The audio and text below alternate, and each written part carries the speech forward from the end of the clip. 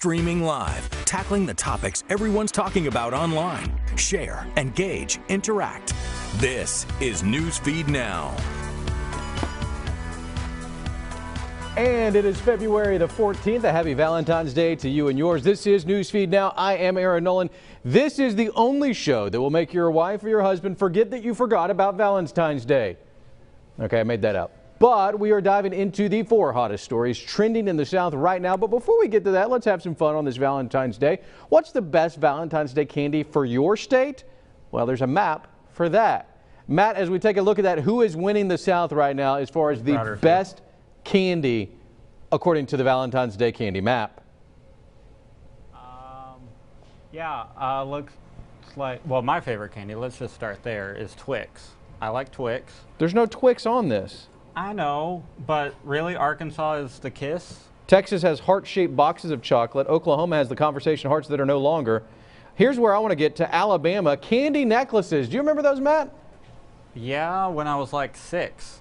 All right. How is that Valentine's, though? How does that say I love you? It's jewelry. Like, are you going to give Ashley a candy necklace and be like, hey, babe, I love you. Here you go. I think I could. I think I'd get away with it if I lived down in Birmingham. A lot of conversation hearts there. All right, so we've had some fun. Now let's get into our 4 hottest stories. Have you ever heard of medical tourism? Medical tourism. I'm going to break it down. It's leaving the comforts and the medical sciences of the United States for another country and their doctors' discounts. Here in the South, a woman recently went to Mexico for a weight loss surgery that was half price. Janine DePrizio is in Memphis with the full story. Nobody wanted me to go. My husband didn't. My daughter didn't. They was like, don't go to Mexico, don't go to Mexico. But that didn't stop Tamika Capone from boarding a plane in Memphis in October and flying to San Diego, California, where she then crossed the border to Mexico on a medical transport bus. She took a selfie with others on the trip. They were all heading to Grandview Hospital in Tijuana to have gastric sleeve surgery. She says she quickly realized things were done differently there. They didn't use gloves. And I thought, maybe there's something they use that we don't use in the U.S., maybe on their hands. Days after returning to the United States, she learned her wound was infected with an antibiotic-resistant bacteria called Pseudomonas. Earlier this month, the Centers for Disease Control issued a warning telling people not to go to Grandview for surgery until the outbreak was over. Now I'm at risk, for my life, because I chose to go to Tijuana. Because she had surgery in Mexico, her insurance isn't paying for follow-up procedures. Capone's medical bills are piling up. The insurance may not cover you at all, so you may have saved a small amount and then forfeited a large sum of money by having a whole lot of uncovered procedures to fix the problem here. Dr. Steve Threlkeld is a local infectious disease specialist. He added, if there are complications,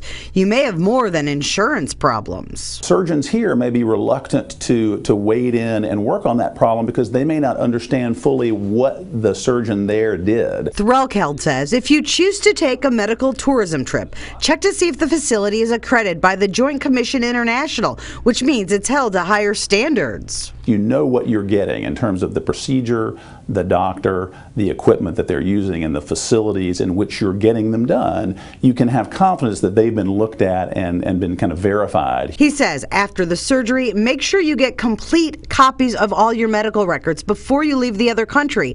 So if you have a complication in the U.S., doctors here can see what was done. I know there's people that need this surgery. Capone's advice, don't be cheap when it comes to your life. Try to save your money to get an in-state doctor so that you don't have a risk like I did.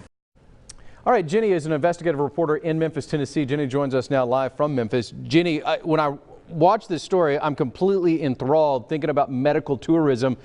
Obviously, I'm assuming the woman in your story finally realized this was not a smart decision. Yeah, she wishes it's something that she never would have done, actually. Originally, she was quoted about $18,000 to have the surgery done here in the States. The Mexican surgery is about $4,000. Wow. So she thought she was saving a nice chunk of change, but then it didn't go like she thought. I've got to imagine she told you a lot off air that just became nightmarish for her. What was some of those other things that maybe you weren't able to share with us in this story that just became maybe I don't want to call it unlucky, but it was a nightmare? She is having a hard time. I mean, imagine you have this infection in your body. So the pictures we couldn't show in the story of her actual infection was so disgusting and so disturbing. They wouldn't let us put it on TV, but I mean, every day she would actually have to clean the infection out herself because her insurance wouldn't cover a home health care person because she went to Mexico for surgery. So she needed someone to come in and basically clean the bacterial infection out every day out of her stomach. But because she went to Mexico, the insurance wouldn't cover it. Wow. So they had to teach her how to do this herself. We have pictures, and it was not pretty. And this isn't just an isolated incident, though, Jenny. This is something that is somewhat of a trend across the South. Is that correct?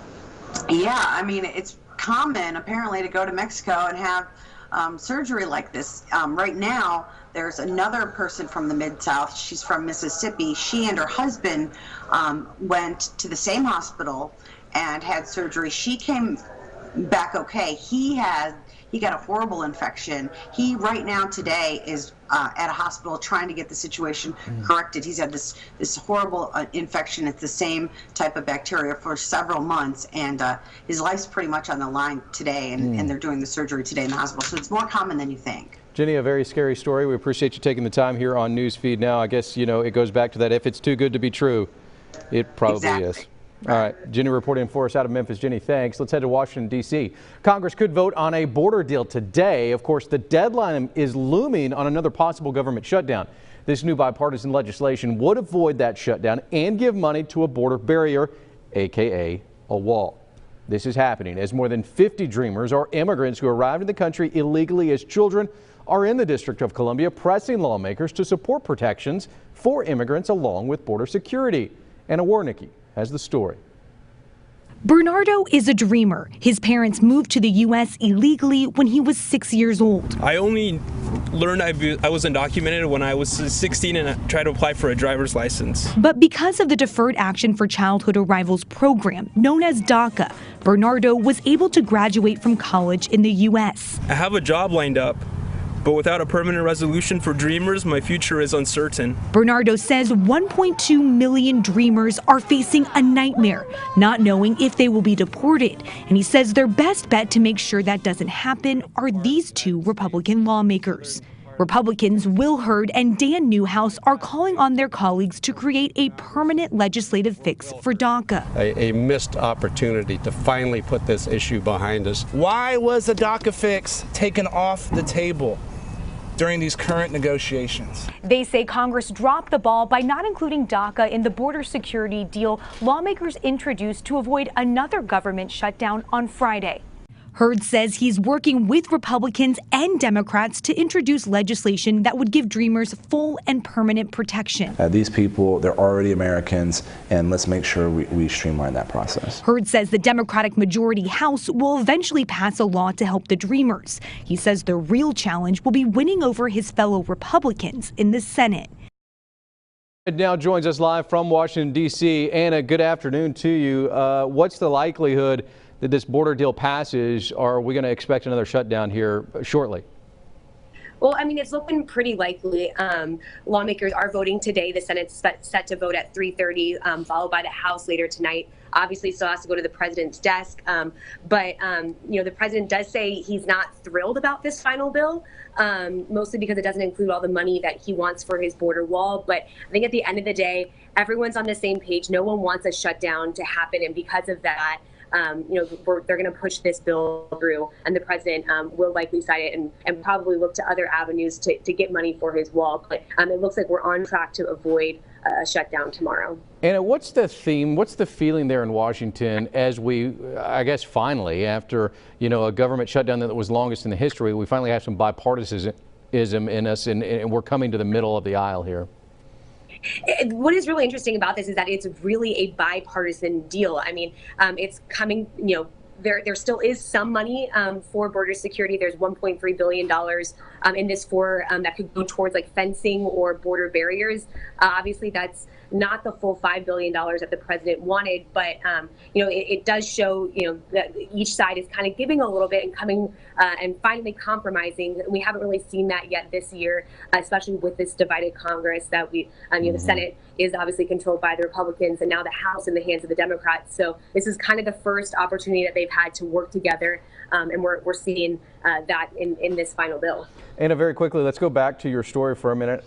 Overall, how are the Dreamers handled? How are they received there on Capitol Hill? Well, it's kind of interesting because the coming up with a fix for DACA was really a big deal last session, and it kind of went under the radar for a little bit. So they're kind of feeling neglected. They were here kind of saying, hey, we still need a permanent fix for DACA. Don't forget about us.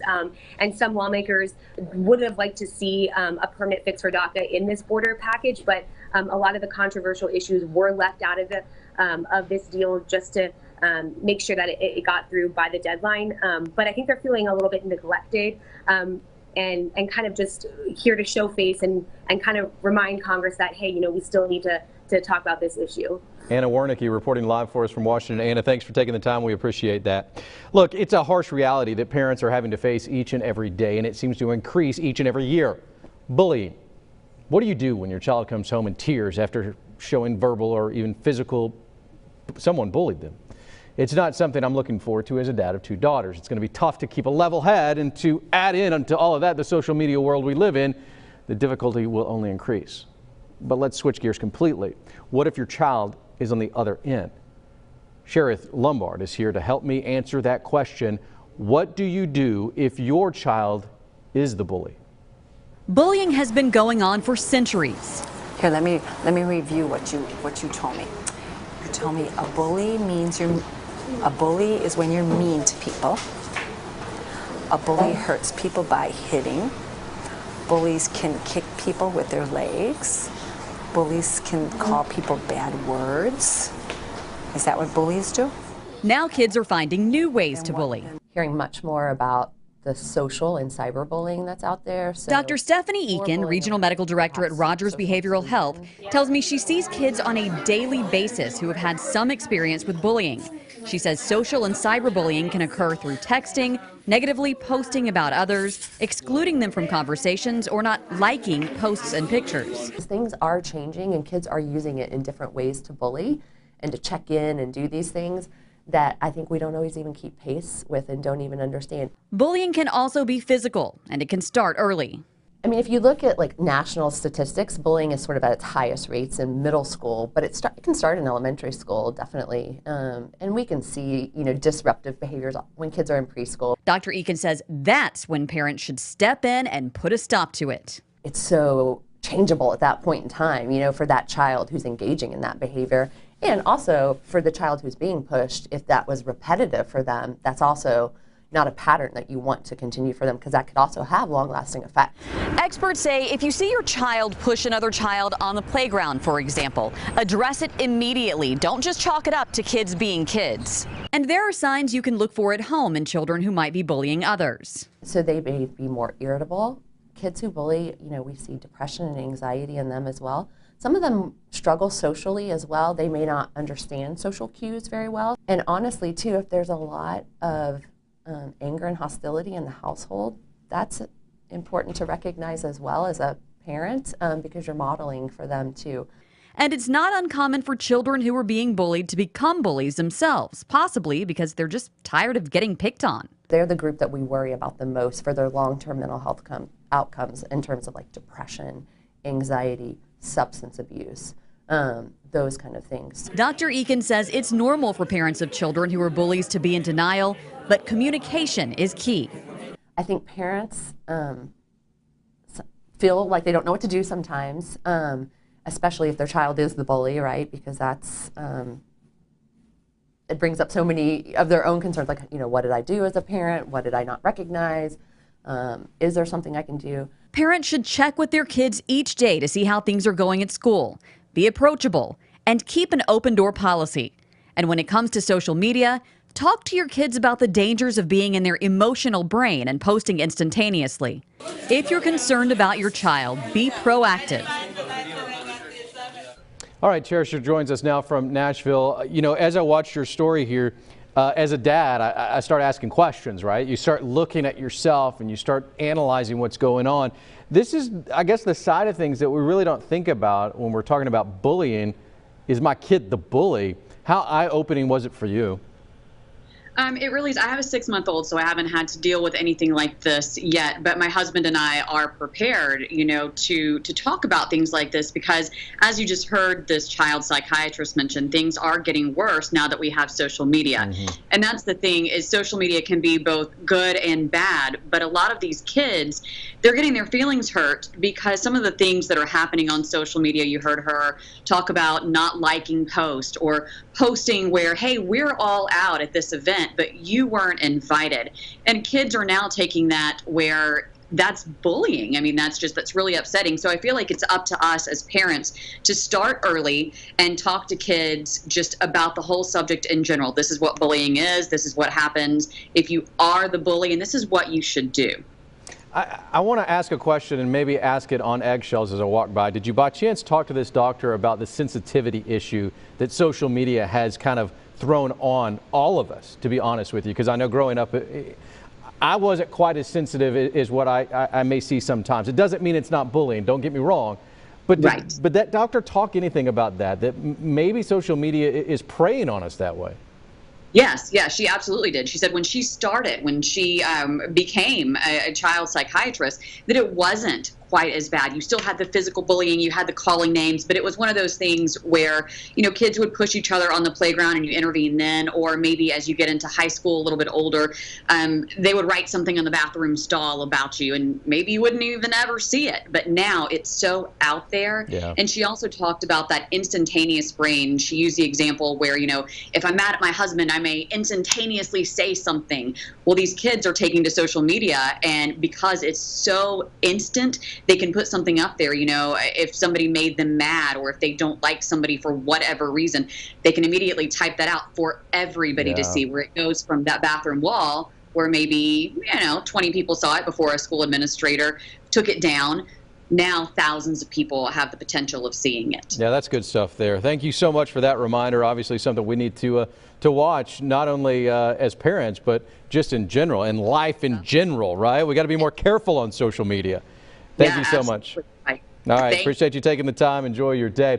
We wrap up with a workout. Well, kind of. A mom whose husband was serving our country in the military was feeling left out while her husband was deployed. So she turned to a revolutionary way to keep fit. Michael Esparza has more. We're not regular moms. We're the cool moms that everyone wants to be with. Moms get lonely. You don't think that you get lonely, but ultimately you do. Stroller Strides was invented because it actually helps moms with postpartum depression. One thing that's really good is getting out, being social, and being out in the sun. A lot of stay-at-home moms, they get on a schedule and routine, but it's a lonely routine. It's something that they do all by themselves. And here at Stroller Strides or Stroller Bar, you can wake up every morning, bring your baby, come work out with us, and then after we always have like play groups or events or things going on, so you're not having to go on this motherhood journey alone. We're here with you. And so that's what we strive to do with this little rough weather. It's not always convenient, but as soon as we see that it's good to go outside, we love to be outside. There's more than you just being a mom. Like, you have a life too. You're important too. It's life-changing. It opens up just a whole new world to everything in motherhood. All right, cool story, Michael. You always need to have some accountability. Michael now joins us from Little Rock, Arkansas. Michael, look, you got to work out, right? I mean, you like to work out. That's right. Well, first and foremost, Aaron, I got you a little Valentine's Day gift so you don't feel left out here. So it's in the newsroom for you. Is it hair gel? I need more hair gel. No, it's not hair gel. It's a surprise. Okay. I'm scared. But no, back to the story. Yeah, these women, one woman started off, you know, and she just felt like she needed to do something more to get out there and not feel so alone. And she's really recruited a lot of mothers from around Little Rock to just go out there and, you know, work out, stay healthy, and have the life that they had before they had the child. So it's a really great thing she's doing. All right, what's some of the best moves that you can take into your workout that you saw these moms and strollers doing? I want to see them. You're not getting out of this. I want to see some of the moves. In fact, I got a baby coming. Oh, what? So I've got a baby coming for you. So I want you to hold the baby and show off some of the moves, okay? I don't know if I get my leg that high, but do you really have a baby? Okay, here comes the baby. All right. So it's a beaver baby. This is so we did some like squats and some lift ups. And so you go all Lion King? That's a workout? Just going Lion King? Kind of, really. No, show me, Michael. You're not getting out of this, my friend. Do you have me? All right, we did like a squat. You're gonna just catch me going down and coming back up. Yep, we did that. And then we lift the baby up a couple times, and then we put the baby in the stroller, and we hold on, and then we do like this leg thing. Really, it's a lot harder than it looks, seriously. You're not making it look very hard right now. All right, as we go, for everyone watching on Valentine's Day, can you do the Lion King lift with the beaver one more time and give me the opening line from Lion King from the song? I don't know, is that right? It's not even close, Michael. Michael Esparza reporting for us out of Little Rock. Thank you so much, Michael. We appreciate that. Enjoy yourself and go work out. With that is our Valentine's Day edition of Newsfeed Now.